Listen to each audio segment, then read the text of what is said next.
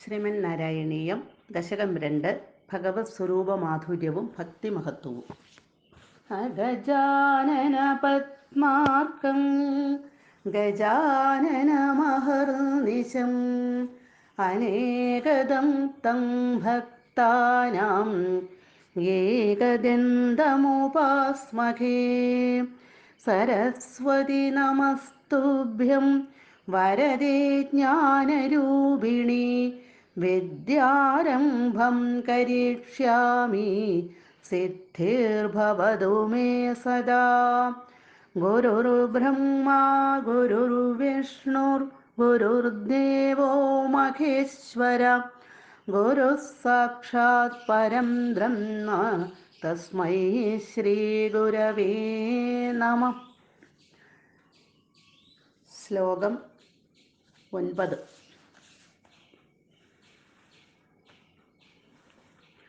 അത്യായാസകരാണി കർമ്മപടലാന്യാചര്യനിര്യൽമലാ ബോധേ ഭക്തിപഥേ തവാപ്യുചിതതാം നായാന്തി Kim താവതാ.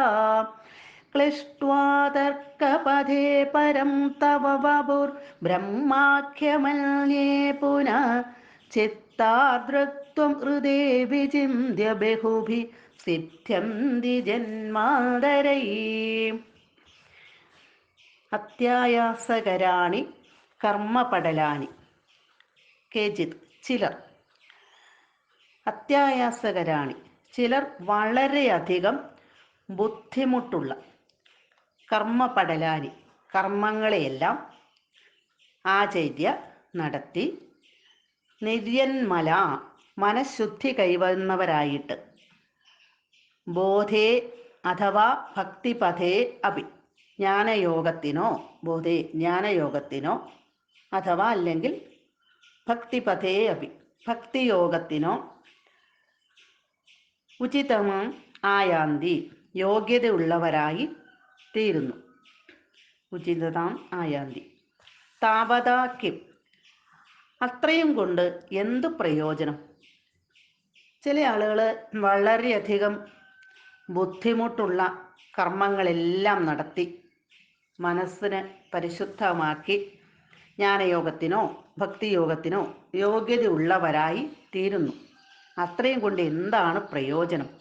അന്യേ പുന വേറെ ചിലരാകട്ടെ തർക്കപഥേ ക്ലിഷ്ട്വ തർക്കപഥേ യുക്തിചിന്ത കൊണ്ട് ക്ലിഷ്ട്വ വിഷമിച്ചിട്ട് കഷ്ടപ്പെട്ടിട്ട് ചിത്താർദ്രത്വം ഹൃദേ മനസ്സ് അലിയാത്തവരായിട്ട് ബ്രഹ്മാഖ്യം തവ പരം വപു ബ്രഹ്മാഖ്യം ബ്രഹ്മമെന്ന് പറയുന്ന തവ അങ്ങയുടെ പരം വപു നിർഗുണ സ്വരൂപം വിചിന്യ ബഹുഭി വിചിന്യ ധ്യാനിച്ച് ബഹുഭി അനേകം ജന്മാന്തരി ജന്മങ്ങളെ കൊണ്ട് സിദ്ധ്യന്തി മോക്ഷത്തെ പ്രാപിക്കുന്നു.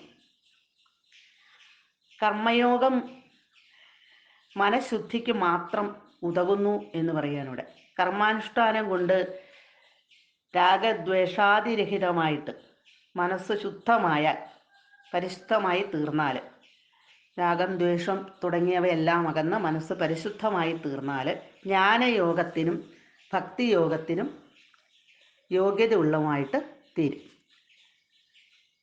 പക്ഷേ ഭക്തന് ചിത്തശുദ്ധിക്ക് മനഃശുദ്ധിക്ക് കർമാനുഷ്ഠാനം കൂടിയേ തീരൂ എന്നില്ല. കർമ്മങ്ങൾ ചെയ്യുന്നത് കൊണ്ട് മനഃശുദ്ധി കൈവരുത്താതെ നേരെ സന്യാസം കൈക്കൊള്ളുന്നവർക്ക് വേദാന്ത ചിന്ത കൊണ്ട് നിർഗുണ ബ്രഹ്മോപാസനം വഴിയായിട്ട് അനേക ജന്മങ്ങളെ കൊണ്ട് മാത്രമേ മുക്തി നേടുവാൻ ആവുകയുള്ളൂ. കർമ്മജ്ഞാനം കൊണ്ട് വളരെ ബുദ്ധിമുട്ടി മനസ്സൊക്കെ പരിശുദ്ധമാക്കി വന്നാലും മുക്തി കിട്ടണമെങ്കിൽ മോക്ഷം കിട്ടണമെങ്കിൽ അനേകം ജന്മങ്ങളെ കൊണ്ടേ സാധ്യമാകൂ എന്നുകൂടി ഇവിടെ പറയുകയാണ്. എന്നാൽ സാധാരണക്കാർക്ക് ഇതൊക്കെ വളരെ ബുദ്ധിമുട്ടുള്ളൊരു കാര്യമാണ് താനും. ഭക്തിയോഗത്തിനാണെങ്കിൽ ഈ വക ബുദ്ധിമുട്ടുകളൊന്നുമില്ല. കാരണം പെട്ടെന്ന് തന്നെ വളരെ എളുപ്പത്തിൽ നമുക്ക് മോക്ഷപ്രാപ്തിയിലേക്ക് എത്താൻ സാധിക്കും. ഭഗവാനിലുള്ള അകമഴിഞ്ഞ ഭക്തി മാത്രം മതി. യാതൊരു ബുദ്ധിമുട്ടും ഇല്ലാതെ മോക്ഷപ്രാപ്തിയിലേക്ക് എത്തിച്ചേരാൻ സാധിക്കും. അതുകൊണ്ട് തന്നെ ഭക്തിയോഗത്തിന് അധികം മേന്മയുണ്ട് എന്നിവിടെ പ്രത്യേകം പറയുകയാണ്. കർമ്മയോഗത്തിനെയും ജ്ഞാനയോഗത്തിനെയും അപേക്ഷിച്ച് വളരെയധികം മേന്മ ഈ ഭക്തിയോഗത്തിനുണ്ട് എന്ന് വീണ്ടും വീണ്ടും മേൽപ്പത്തൂർ പറഞ്ഞുകൊണ്ടേയിരിക്കുകയാണ്. സർവത്ര ഗോവിന്ദനാമസങ്കീർത്തനം. ഗോവിന്ദ ഗോവിന്ദ.